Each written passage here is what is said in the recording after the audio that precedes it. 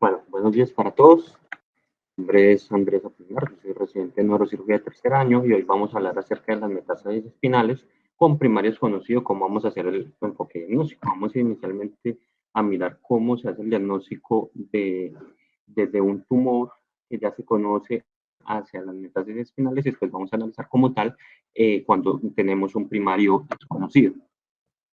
Entonces, para esta charla traigo este caso clínico, que es un reporte de la literatura del 2021. Le comentan un hombre de 36 años que consulta por un dolor lumbar en la cadera derecha. Luego de realizarle todos los estudios complementarios al paciente, detalle de tórax, abdomen, de radiografías, mm, el paciente sigue refiriendo el dolor, no se logra caracterizar muy bien las lesiones y se decide realizar un PET-TAC. Este es el PET-TAC que le realizan en abril del 2018 al paciente, donde se observa una lesión hipercaptante a nivel del ilíaco del lado derecho y también a nivel de la articulación sacroiliaca del lado izquierdo. Adicionalmente a una lesión a nivel del pulmón. Con esto quisiera saber si mi compañero considera alguna conducta adicional con ese paciente que consideraría realizarle ya a ese paciente en este momento.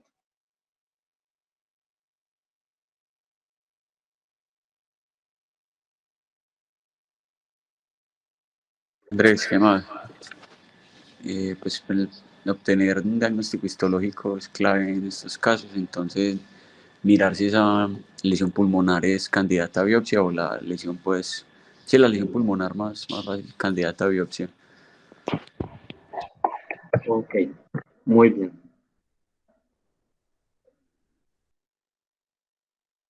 Tal de tórax abdomen, entonces son negativos. Solo encontraron esas dos lesiones y en el PET-TAC.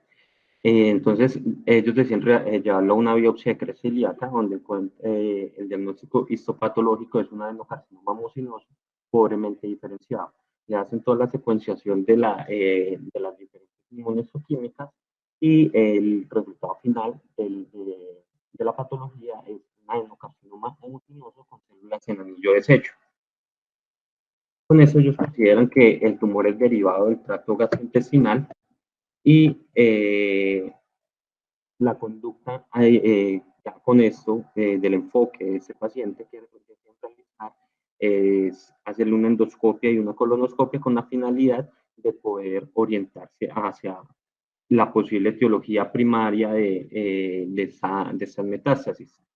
La endoscopia y la colonoscopia salen finalmente negativas y por lo tanto ellos consideran realizarle unas pruebas genéticas relacionadas con el sistema inmunitario, donde finalmente, luego de realizarle estas pruebas, el diagnóstico del paciente lo dejan como un cáncer de origen primario desconocido. Con ese diagnóstico de cáncer de origen primario desconocido, para mayo del 2018, el paciente inicia un plan de cuidados paliativos con la finalidad de aliviar el dolor y le inician radioterapia orientada hacia la metástasis ósea y las masas blandas circundantes. En junio del 2018, el paciente es orientado basados en ese hallazgo de que se sospechaba que la etiología era algo gastrointestinal, decían iniciarle una quimioterapia con el régimen CELOX, que es pues como uno de los primeros regímenes que se da para los pacientes con lesiones de pues tumores que vienen del tracto gastrointestinal. Con eso, en junio del 2018, el paciente empeora del dolor lumbar ilíaco, deciden realizarle radioterapia y para julio del 2018 ya se documenta un aumento de la masa pulmonar, una lesión a nivel de la reja costal que no se había documentado anteriormente. Consideran que la enfermedad progresó, le hacen una biopsia a esa masa de la pared torácica y la sospecha vuelve a salir lo mismo, adenocarcinoma mucinoso pobremente diferenciado tipo sólido con células en anillo deshecho. La inmunohistoquímica excluye como origen el mesotelio y la glándula mamaria. Le deciden realizar una endoscopia nueva donde vuelven y excluyen la parte del tracto gastrointestinal, sale de nuevo negativo y por eso consideran de nuevo que el tumor pues orientan a que ahora el tumor no es del tracto gastrointestinal, sino que piensan que sea del pulmón. Con eso el paciente lleva una quimioterapia de segunda línea, que son 2 ciclos del 3 de julio del 2018 al 31 de julio del 2018. Le hacen marcadores tumorales el carcinoma embrionario y el CA19-9, que luego de haberle iniciado, vemos aquí cómo tenía el paciente después de iniciar la quimioterapia con celos, seguía aumentando. Sin embargo, después después de que había comenzado como un mes aproximadamente después de la quimioterapia, comenzó a bajar, pero volvió a tener un pico luego de su suspensión, y después del inicio de la inmunoterapia se logró un adecuado control de los antígenos carcinoma embrionario y CA19-9. Ya desde el 8 de septiembre, entonces vemos que fue cuando se inició la inmunoterapia, y esa inmunoterapia pues le dio un mejor control al paciente. De hecho, se fueron a revisar las imágenes en 2019, en abril del 2019, del TAC de pelvis y abdomen, y vemos cómo redujeron el tamaño de las lesiones tanto en la parte ilíaca como en la parte de pulmón. Para el 18 de abril del 2019, entonces el paciente requiere un acto recurrente en hemoptisis, deciden realizarle un TAC orientado para valorar pues la parte pulmonar, y documentan un crecimiento nuevamente de una lesión. Se hacen una endoscopia, una fibroendoscopia, en la cual resecan unas lesiones que inicialmente clasifican como hemorragia de exudación fibrosa. Se hacen una segunda endoscopia. En esta segunda endoscopia, lo que se documenta es un tumor maligno de tipo glándula salival, y le hacen su perfil hormonal. El paciente finalmente vuelve a crecer la lesión pulmonar, deciden realizarle radioterapia. Con esa radioterapia logran de nuevo el control tumoral hacia finales del 2019, pero el paciente finalmente fallece en diciembre del 2019. Entonces, ese era como el caso que traía como para ambientar un poco la charla. Vamos a comenzar entonces a hablar como tal del tema que nos está hoy acá. Para eso, entonces, tener en cuenta que el hueso es el tercer órgano que se afecta por metástasis. Los primeros van a ser el pulmón y el hígado. Las neoplasias hematológicas pueden llevar a una afectación extensa de los cuerpos vertebrales, y esto principalmente, pues el mieloma es el más característico de esto. La columna puede ser el sitio primario o secundario donde se forma un linfoma, y las manifestaciones de estos pacientes van a ser por dolor, fracturas patológicas, hipercalcemia o compresión de la médula espinal. En los mecanismos de la metástasis no están comprendidos del todo, pero se piensa que hay un aumento de las células metastásicas a expensa de la parte medular, no en la parte cortical, y eso va a generar una reacción entre osteoclastos y osteoblastos. En la parte osteoclástica, que se ha visto que los osteoblastos, cuando se activan, generan una activación del RANK y el RANK-L, lo cual lleva a que se activen los osteoclastos, y estos osteoclastos comienzan la reabsorción ósea. Con eso generan osteolisis y liberan el factor de crecimiento tumoral. El factor de crecimiento tumoral finalmente va a hacer que aumenten las células metastásicas. En la parte osteoblástica no está del todo comprendido, y se piensa algunos hallazgos que se han visto de factores tumorales en próstata, como el tumor endotelino 1 y entre otros. Entonces aquí vemos cómo pues actúa la paratormona, va a actuar sobre las células osteoblásticas. Estas células osteoblásticas van a liberar algunas interleuquinas que van a llevar a que se active el osteoclasto. Esa activación del osteoclasto va a ser una reabsorción ósea, y esa reabsorción ósea finalmente va a ser liberación de otras hormonas, otras como el calcio, el factor de crecimiento tumoral, la paratormona, y eso finalmente va a hacer que crezcan esas células cancerosas, con la finalidad de que se genere un círculo vicioso donde va aumentando cada vez más las células cancerosas. Con esto, las metástasis óseas se han clasificado en 3 tipos a grandes rasgos, que van a ser osteoblásticas o mixtas. Dentro de las osteoblásticas, entonces vamos a encontrar como relevantes próstata, los carcinoides, el cáncer de pulmón de células pequeñas, el linfoma Hodgkin. En las osteolíticas, las células renales, el melanoma, el mieloma, el pulmón de células no pequeñas, el cáncer de tiroides, Y en las mixtas vamos a encontrar mama, gastrointestinal y cánceres escamosos. En cuanto a su epidemiología, se encuentra en las autopsias, se encuentra que en pacientes que sufren de cáncer de mama o de próstata se documentan metástasis óseas hasta en el 70 al 90% de los casos, y que los cánceres sólidos que más van a presentar metástasis a los cuerpos vertebrales va a ser mama, próstata, pulmón, tiroides y riñón, siendo estos representantes de un 80% de los casos. Otros que podemos encontrar, como el melanoma, el linfoma, el sarcoma, son menos frecuentes en estos casos. Entonces, si nos vamos a las estadísticas de pacientes eh, con metástasis óseas vertebrales, vemos que este es un estudio donde tomaron 1.191 pacientes, 1.196 pacientes, y en este encontraron que la prevalencia de metástasis espinales era más que todo en los hombres versus lo que se veía en las mujeres, pero que la relación de tumores con primario no definido, después de hacer todos los estudios diferentes de detalle y todo eso, oscilaba más o menos en el 15% en ambos sexos. El origen de la metástasis, entonces ese es el origen que conocemos de la metástasis cuando tenemos un primario conocido. Normalmente lo que más encontramos va a ser mama, próstata o pulmón, ¿no es cierto? Que esto va a cambiar cuando vamos a hablar de los tumores de célula, las metástasis cuando no tenemos un primario conocido, que ya vamos a ver. En la parte de la localización principal va a ser torácica, lumbar y como tercera instancia láser. Cuando tenemos un primario desconocido, entonces este corresponde al 3 al 4% de todos los cánceres y de todos estos que quedan como primario no conocido, 10 al 15% tienen metástasis óseas. El hueso va a ser el tercer sitio más común donde se desconoce pues, ese primario, siendo los primeros el pulmón y los ganglios linfáticos. El 30% de las metástasis siguen siendo desconocidas a pesar de los estudios imagenológicos. Entonces nos queda un 70% que no sabemos, que nos orienta el diagnóstico, pero un 30% que aún queda en duda de qué es exactamente. En este caso, vemos que la epidemiología cambia un poco y ya no es próstata, mama y pulmón, sino que van a ser pulmón, hígado, páncreas, tracto gastrointestinal y hematológicos como el mieloma.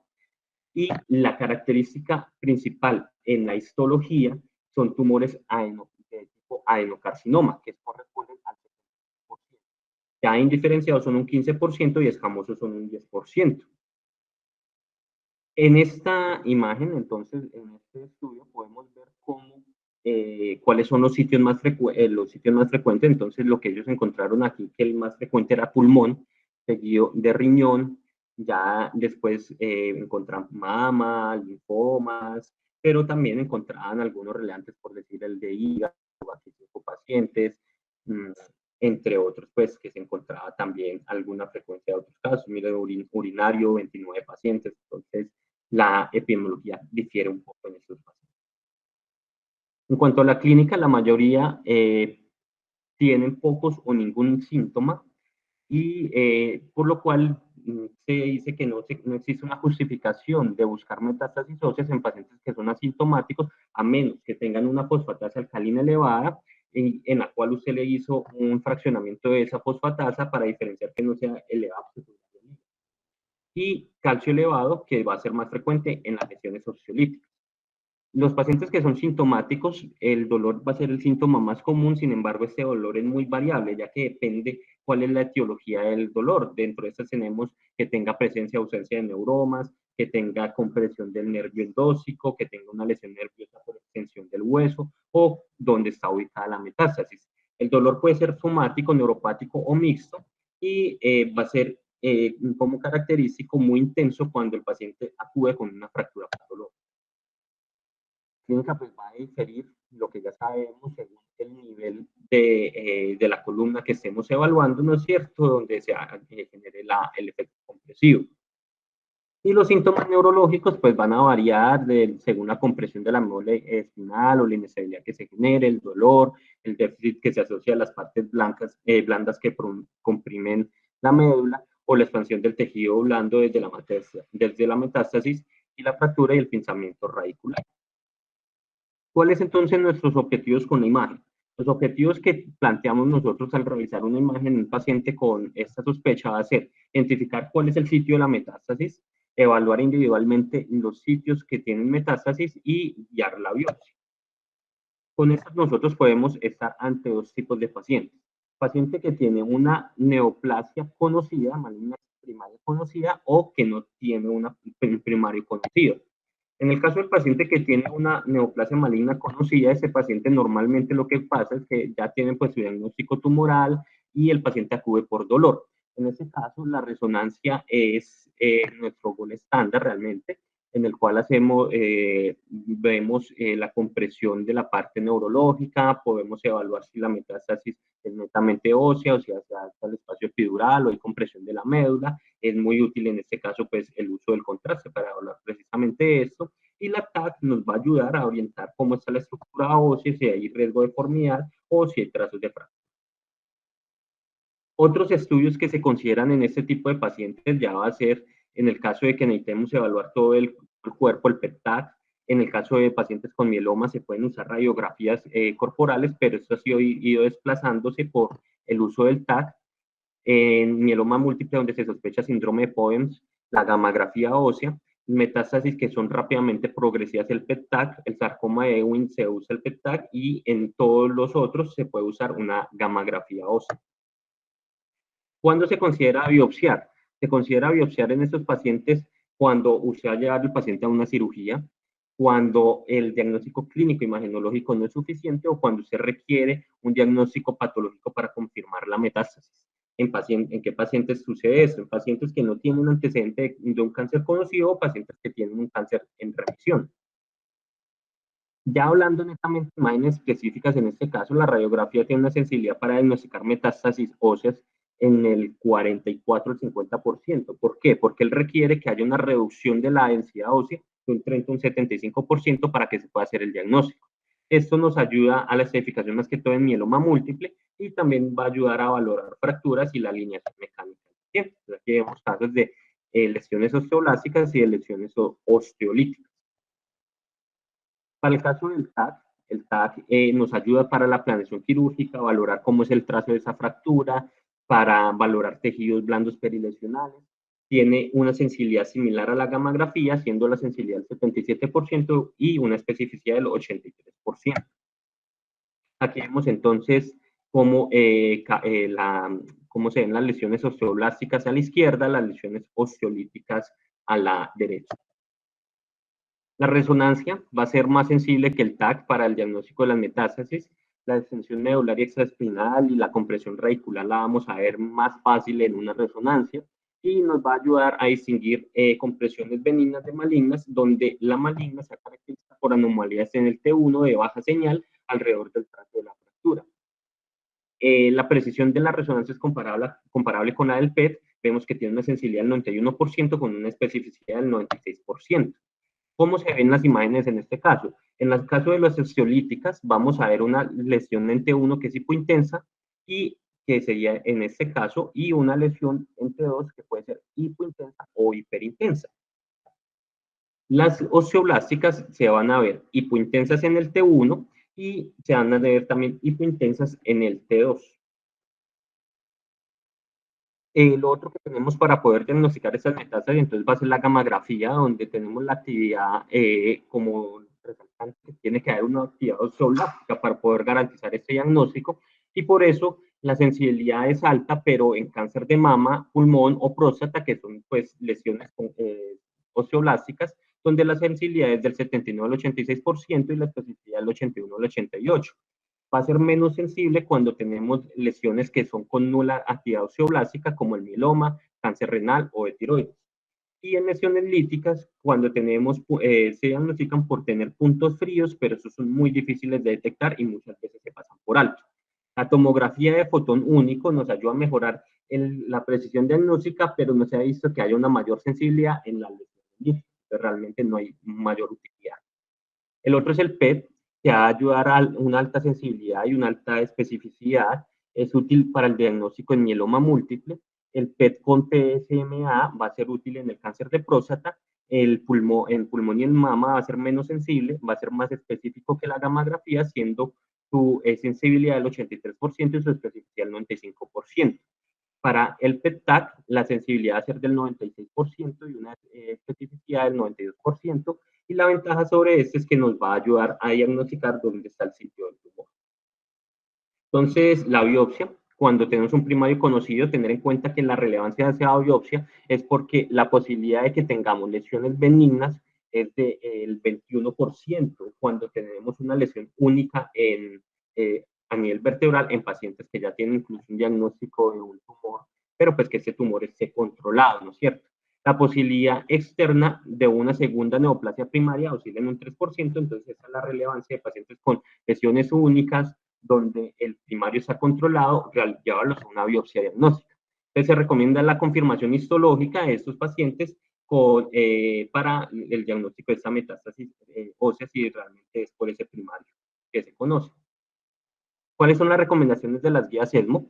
Se sospecha metástasis detectada incidentalmente, realizar un PET para valorar la extensión, y si la sospecha clínica de metástasis ósea, realizar una gamografía. En esto se catalogan como puntos calientes, que van a ser los que se consideran como anormales y se van a llevar por TAC o resonancia si son anormales, normales se van a biopsiar. En caso de que la gamografía salga normal, usted va a mirar la sospecha que usted tiene que eso sea una metástasis, según los hallazgos de la TAC o la resonancia. Y según esto, si tiene una alta sospecha, usted lo va a llevar al paciente a una biopsia. Si la sospecha suya es baja, no va a requerir la biopsia. Y ya netamente hablando de la parte de la neoplasia maligno desconocido, tener en cuenta que la idea de esto es buscar el primario, ¿no es cierto? Entonces, para buscar el primario nos vamos a orientar inicialmente por el TAC de tórax, de abdomen y de pelvis con contraste. El PET-TAC lo vamos a considerar ya cuando el paciente no encontramos como tal ese primario, ya incluso lo biopsiamos y eso. Aquí vamos a ver cómo en uno de los estudios, de hecho, nos señalan cómo hacer el escalonamiento diagnóstico en esos pacientes. La evaluación del diagnóstico debe preceder a la biopsia, debe preceder la biopsia principalmente cuando se sospecha una fractura patológica o un inminente a una fractura patológica, con la finalidad de poder usted hacer una adecuada planeación quirúrgica. La biopsia diagnóstica, entonces cuando usted ya realizó su TAC de tórax, TAC de abdomen, eh, incluso en algunos casos sugieren hacer los marcadores tumorales, el paciente sigue un primario conocido, se recomienda realizar la biopsia. Entonces usted va a catalogar esa biopsia para buscar ese primario, esa neoplasia primaria, y se va a ayudar pues de la histoquímica, inmunohistoquímica y la microscopía electrónica. Aquí es relevante que cuando esta biopsia la recomiendan realizar inicialmente guiada por TAC, esa tiene una sensibilidad cuando usted hace esa biopsia con uno, incluso dos biopsias guiadas por TAC, del 60-70%, dicen algunos estudios, y que tras una segunda biopsia guiada por TAC se recomienda realizar una biopsia abierta para poder tener como una mejor sensibilidad. Ya cuando usted tiene esa biopsia y el paciente dentro de esa biopsia, lo que documentan es un carcinoma que sigue como un primario oculto, lo que usted va a orientar al paciente es hacerle una gamografía, un PET-TAC, el TAC de tórax, abdomen y pelvis.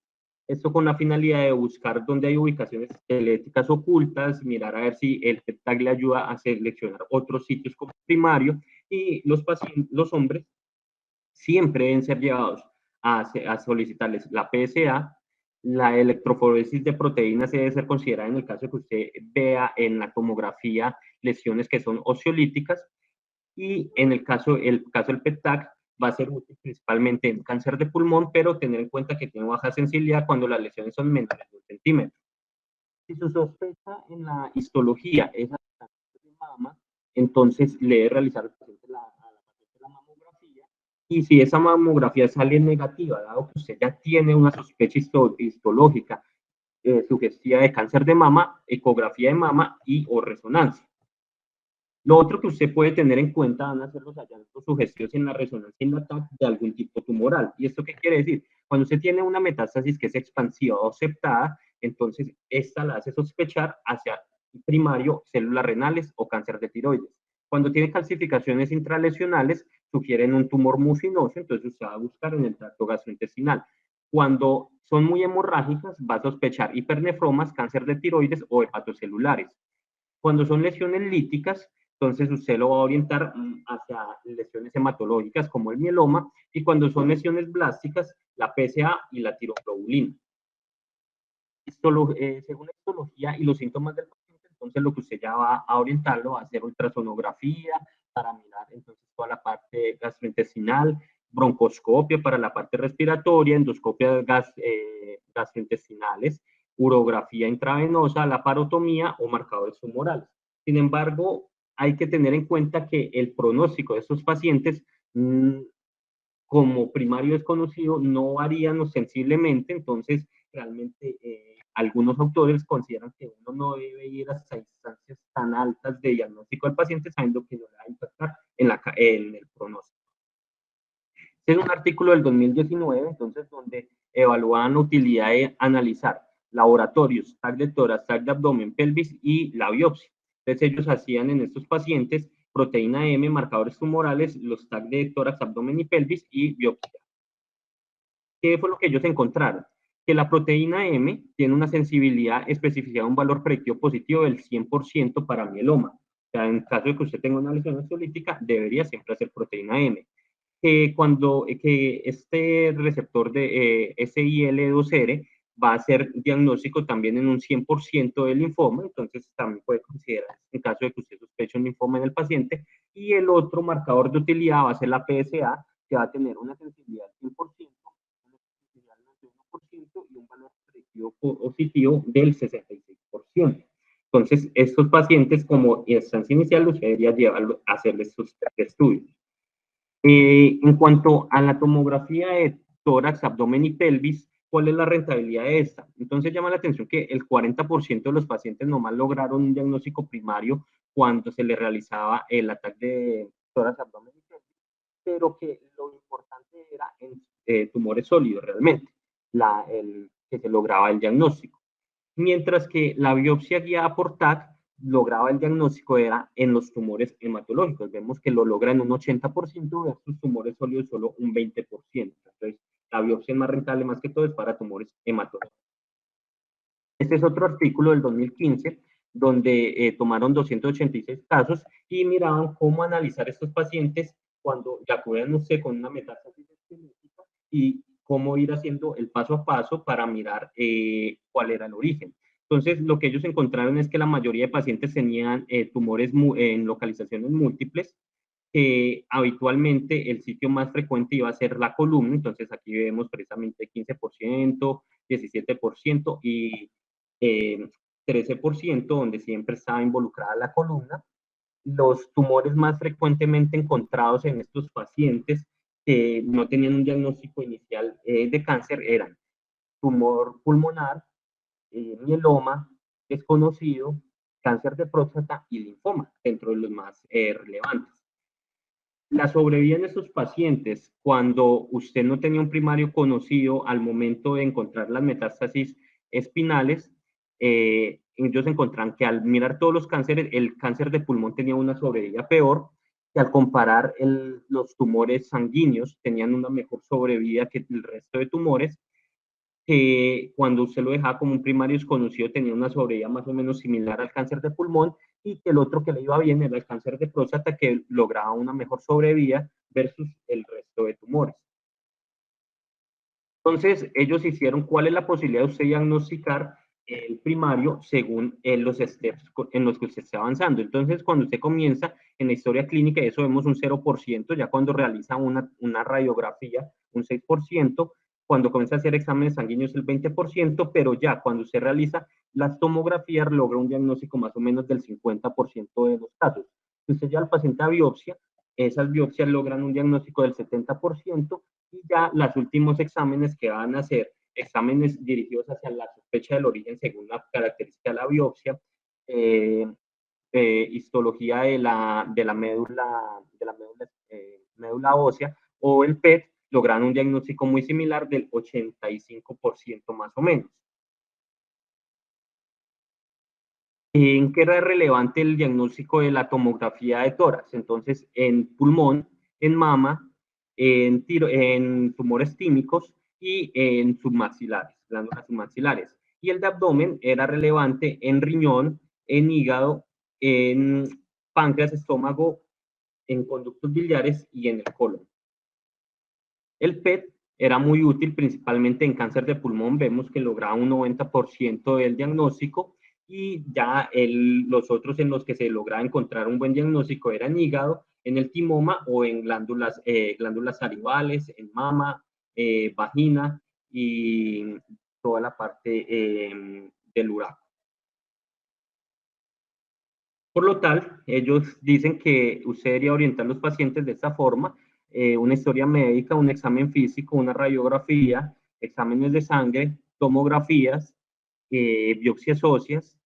Ya después de eso, según la histología y las características del paciente, llevarlos hacia exámenes del origen, hacerles una punción de médula ósea y, por última instancia, el PET.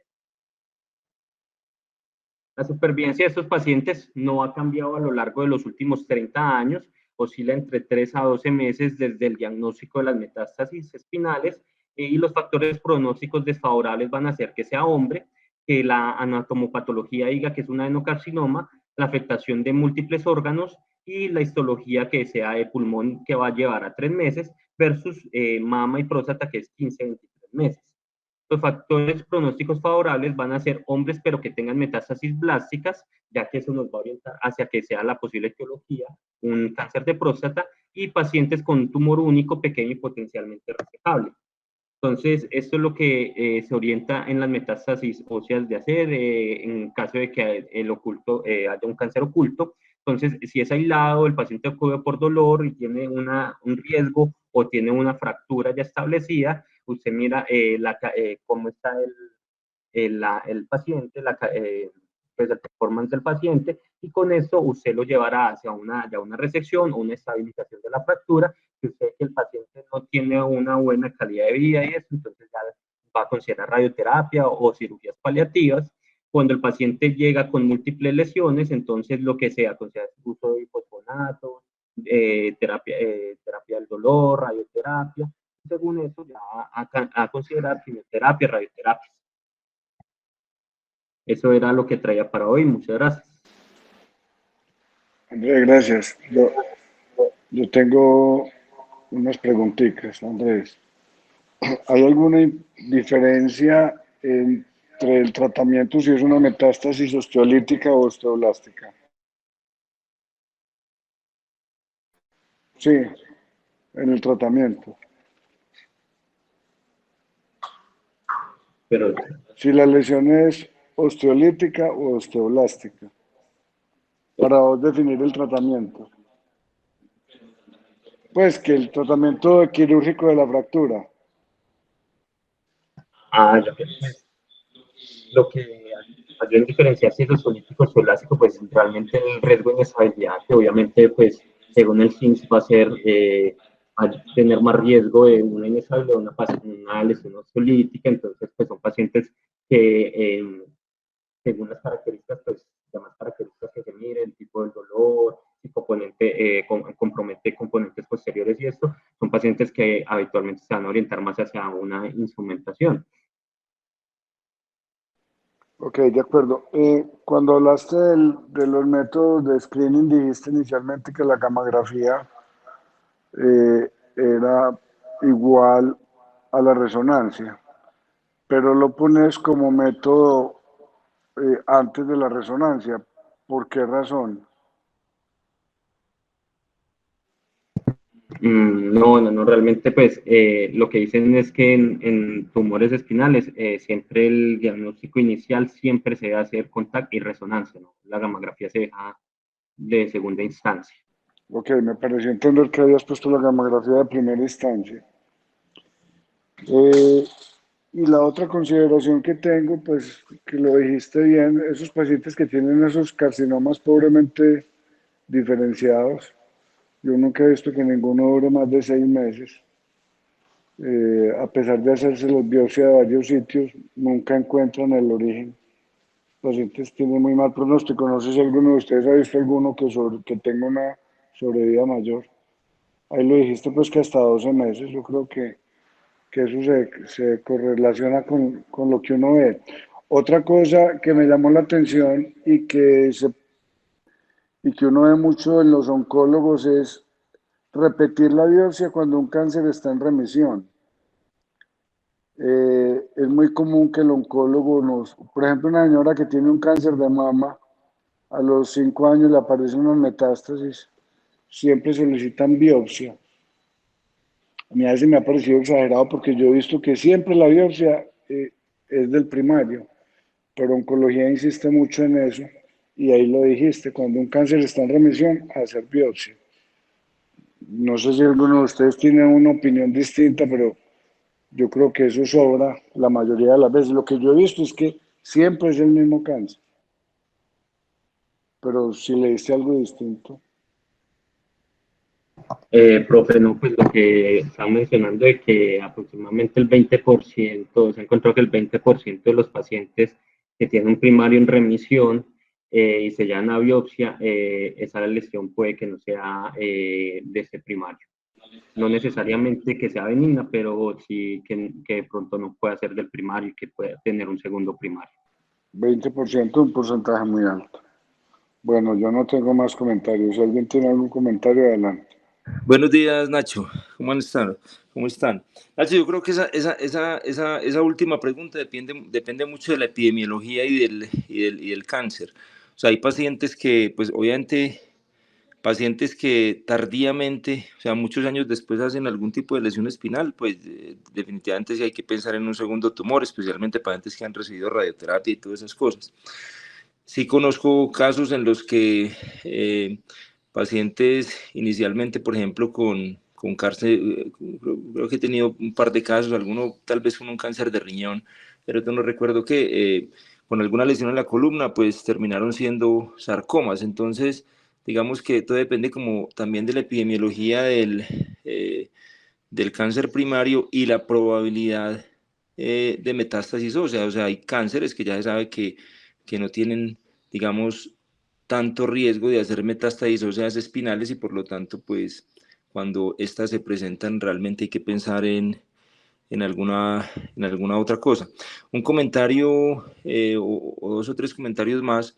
Hablaste en algún momento que cuando la segunda biopsia era negativa, pensar en una biopsia abierta, pues eso realmente hay que manejarlo con mucho cuidado, especialmente cuando no hay ninguna otra evidencia de cáncer y siempre existe la posibilidad de que sea un tumor primario.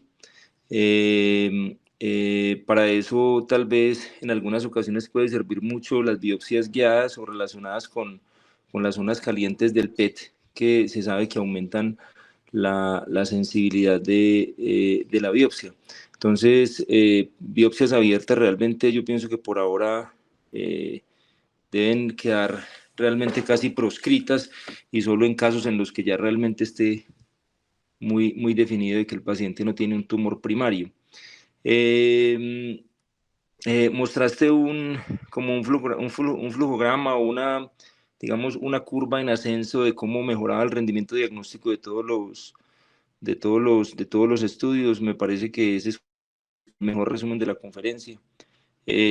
Uno con una tomografía de tórax y abdomen en caso de lesiones espinales y primarios desconocidos, digamos que tiene un muy buen rendimiento diagnóstico, y de ahí en adelante pareciera que no es, digamos, como justificable seguir haciendo, obviamente por la epidemiología, seguir haciendo como estudios sin ninguna guía adicional. Entonces, si el TAC de tórax y abdomen, excepto que los síntomas del paciente indiquen alguna otra cosa, y obviamente, pues, digamos, los estudios o la mamografía y el antígeno específico de próstata específico, pues, dado la epidemiología, si todo eso es negativo, pues realmente lo que sigue es hacer una biopsia y de acuerdo al resultado de la biopsia, continuar pues como con el abordaje diagnóstico. Me pareció muy clara la información que trajiste hoy, Andrés. Muchas gracias.